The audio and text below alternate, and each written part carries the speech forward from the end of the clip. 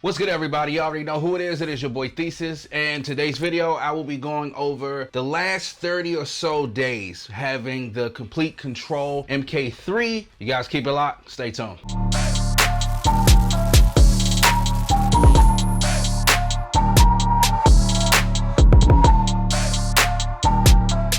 Okay, so the MK3, positive things I can definitely say about it, right? One thing first I do want to say is that we received this in beta mode. So in all fairness, this was the testing period to get all the kinks, all the bugs out, getting the actual feel of how the MK3 will work in, your new work environment, as far as how you're used to the MK2 and its capabilities, and now everything being integrated over to the MK3 with the new NKS format, where you have, all of your stuff already integrated within the MK3. I do have to say this. So I have recently been going back and forth as far as, when I'm playing or when I'm recording, and because I don't have the integration right now, because I'm a Cubase user, I have seen other people scripts working, which is crazy. I know Jeff's Gibbons, shout out to him, his was working fine. So it's kind of weird in seeing, I guess how that worked, how it didn't. And I know Cubase is getting ready to come out with another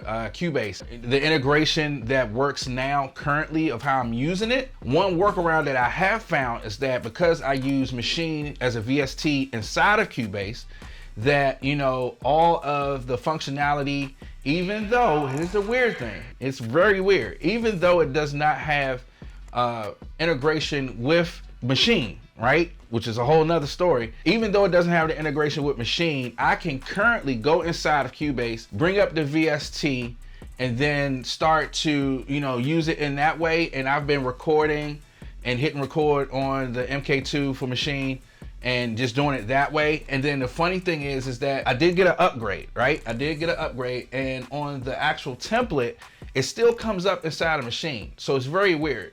When you look inside a Machine, and I wish I would have pulled it up, but if you look inside Machine, and it'll show the actual, list of all the things you have that can be integrated with Machine. So I'm not sure if they will be integrating that soon. That would be a huge plus if they did. But as far as right now, they're, like I said in my previous video, if you guys didn't see the first one, check that one out. But they aren't, currently right now focusing on having integration for Machine.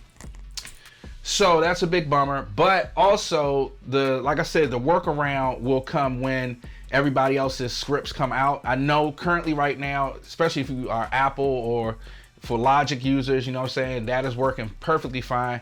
If you're doing Ableton right now, that's working perfectly fine. I haven't tried out any other ones. Like I don't use FL Studio and I don't use Bitwig. So, I might have to get those and play around with it to see how it works around with those. But as far as the current ones, I know for sure that are definitely working without a hitch, under the beta mode anyway, is the Ableton and the Logic. Hopefully when October, by the end of this month comes, the 31st, I think that's the final launch for it. I know that any firmware, any bugs, hopefully all those kinks will be worked out, definitely because they're going to be in the store. So this has been it's been a journey. It's definitely been a journey, and playing around with it, I will say I love the full weight of the actual keys. The buttons, they do feel better than the MK2.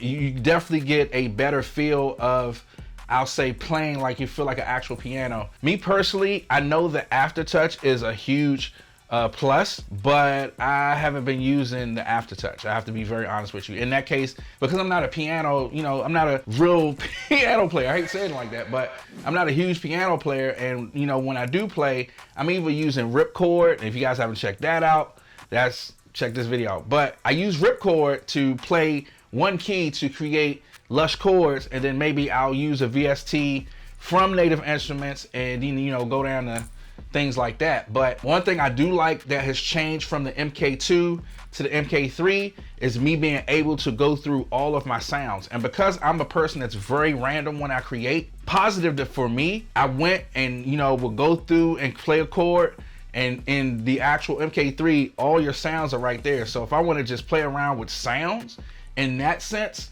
and just be creative, that's a huge plus. I'll say this, if you want to get the MK3, right, I know it doesn't have the pads, I know it doesn't have the faders, I know that for Cubase users we won't be getting the script for it until late 2023. But one positive thing is that if you are an avid Contact 7 user, if you are an avid Komplete Kontrol user, this is definitely a plus, like across the board. Like I say, I've had it for 30 plus days now, and I had to, you know, self-evaluate more pros and cons, and I had more time to play with it.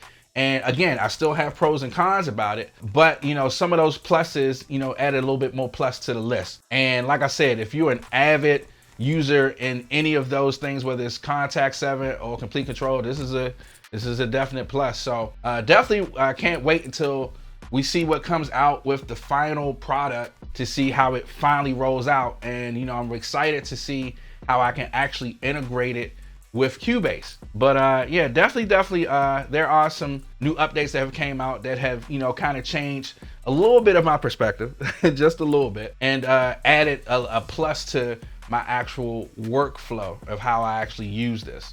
So definitely check out everybody else's, and before you make your final decision, then yeah, I think you guys will definitely have enough opinions and actual insight to know how to make your choice. If you guys like this video, please make sure that you go down to the comment section, drop a comment, hit a like, and subscribe to the page if you haven't already.